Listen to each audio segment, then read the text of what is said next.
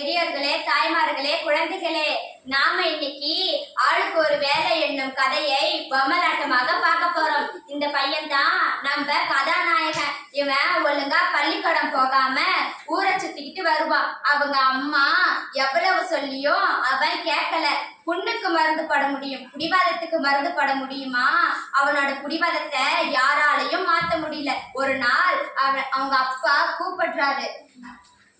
அணை உடைஞ்சு போனா வெள்ளம் அழுதாலும் வராது. இப்போ நீ படிக்கலன்னா வாழ்க்கையில முன்னேற முடியாது. ஒழுங்கா பள்ளிக்கூடம் போய் படிக்கிற வேலையை பாரு. படிக்கிறதெல்லாம் எனக்கு பிடிக்காது. விளைச்சலுக்கும் வெள்ளாட்டுக்கும் சென்ன பகங்கிற மாதிரி இவனை போராடிதான் படிக்க வைக்கணும். எறும்பு ஊற கல்லு தேயுங்கிற மாதிரி இவனை கொஞ்சம் கொஞ்சமா மாத்தணும்னு நினைக்கிறாரு அவங்க அப்பா. பொறுமையா அறிவுரை சொல்றாரு. பையன் கேட்கல. பள்ளிக்கூடம் போறதெல்லாம் எனக்கு ஒத்து வராது. அப்பா கோபம் படுறாரு, சத்தம் போடுறாரு. சத்தம் கேட்ட அம்மா வெளியே வராங்க. ராசா, உழைக்கிற மாடுதான் 100 கிலோவிலே போகும். நீ இப்ப படிக்கலனா ஊர்ல யாரும் உன்னை மதிக்க மாட்டாங்க. அதனால பள்ளிக்கூடம் போய் நல்லா படிச்சுக்க. அடைமழை விட்டாலும் செடி மழை விடாதுங்கிற மாதிரி அப்பா விட்டாலும் அம்மா விட மாட்டாங்க போலன்னு நினைச்சு பையன் பள்ளிக்கூடத்துக்கு போறான். அவனுக்கு படிக்க பிடிக்கல. நினைச்சதாம் கழுதை, எடுத்ததாம் ஓட்டம்ங்கிற மாதிரி பள்ளிக்கூடத்தை விட்டு ஓட்டம் பிடிக்கிறான். விளையாட யாராவது கிடைப்பாங்களான்னு பாக்குறான். அங்கே எறும்பு ஒண்ணு போய்கிட்டு இருக்கு. எருமை எருமை, என் கூட விளையாட வரியா? உனக்குதான் வேலை இல்லை, எனக்குமா வேலை இல்லை. உடல் கூழுக்கு அழுவுதான், கொண்டை பூவுக்கு அழுவுதான். நிறைய வேலை கிடக்கு. நான் என் குழந்தைகளுக்கு போய் தீனி கொடுக்கணும். அரிசி நோய் எல்லாம் சேகரிக்கணும். அதோ பறக்கிற தேனி, அந்த தேனி கூட போய் விளையாடு. தேனி தேனி, நீ என் கூட விளையாட வரியா? நல்ல பாம்பு படம் எடுக்கலாம், நாக்குலாம் படம் எடுக்கலாமா? உனக்கு தான் வேலை இல்லை. 1000 களம் நெல்லுக்கு அந்த பூச்சி மட்டுமே போதும். உன்னை போல் ஒரு ஆள் இருந்தால் எங்க கூட்டமே கெட்டு போயிடும். எனக்கு தேன் எடுக்கிற வேலை இருக்கு. போ போ.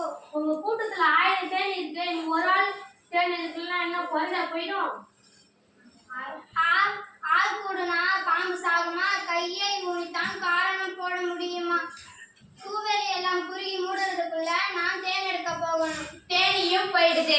பையன் கொஞ்ச தூரம் நடக்கிறான். ஒரு வீட்டு வாசலில் பொதிமாடு ஒண்ணு நின்னுட்டு இருக்கு. மாடே மாடே, சும்மா தானே இருக்க, என் கூட விளையாட வரியா? சும்மா இருக்கிறேனா? காவடி பணம் சுமப்பவனுக்கு தான் தெரியும். நீதான் சும்மா இருக்கிறேன். நான் என் முதலாளிக்கு உப்பு மூட்டை, புளி மூட்டை எல்லாம் சுமக்கணும். நான் வரல. நீ அதுவும் அந்த ஆமை கிட்ட போய் விளையாடு. ஆமையே, 4 வீட்டுல கல்யாணமா? நாய்க்கு அங்கே இங்கேயும் மோட்டம் வாங்குற மாதிரி இவ்வளவு வேகமா எங்க போயிட்டு இருக்க? வா விளையாடலாம். என்னை விட வேகமா ஓடுற முயல் கூட போட்டிட்டு இருக்கேன். எல்லா போட்டியிலுமே அந்த முயலை தான் ஜெயிச்சுட்டு இருக்கு. எந்த போட்டியிலுமே நான் ஜெயிக்கவே இல்லை. அந்த முயலை கூட போய் விளையாடு. பையன் கொஞ்ச தூரத்தில் படுத்திருக்கிற முயல் கிட்ட போறான். முயலே என் கூட விளையாட வரியா?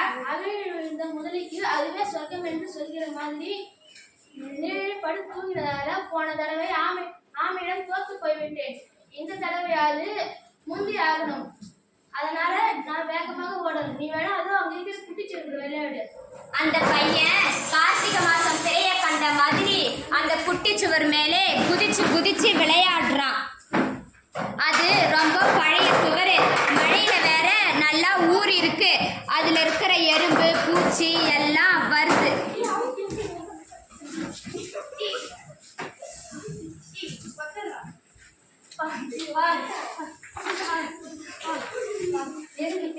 அதான் பாவி, நாங்களே அதை விட்டாலும் கதி இல்லை, அப்பால போனாலும் விதி இல்லை. எறும்பு பூச்சி எல்லாம் கோபத்தோட அவன் காலில் கையில ஏறி நறுக்குன்னு கடிக்குதுங்க.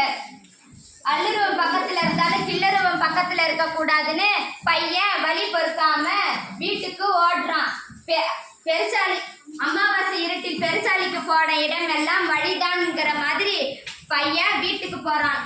அம்மா, எல்லா ஊர் உலகத்துல எல்லாரும் அவங்க வேலை செய்யறாங்க. நான் மட்டும் இப்பதான் எனக்கு புத்தி வந்துச்சு என்னோட வேலை படிக்கிறதுன்னு. இனிமேல நானும் பள்ளிக்கூடம் போய் ஒழுங்கா படிக்க போறேன். சரி ராசா, இனிமேல் பள்ளிக்கூடம் போய் ஒழுங்கா படி. இந்த பையன் ஒரு வழியாக நல்லா படிக்க தொடங்குறான். ஆளுக்கு ஒரு வேலைன்னு எல்லாத்துக்கும் புரிய வைக்கிறான். இதோட இந்த கதை முடியுது. பொறுமையா இருந்த பார்த்த உங்கள் அனைவருக்கும் நன்றி.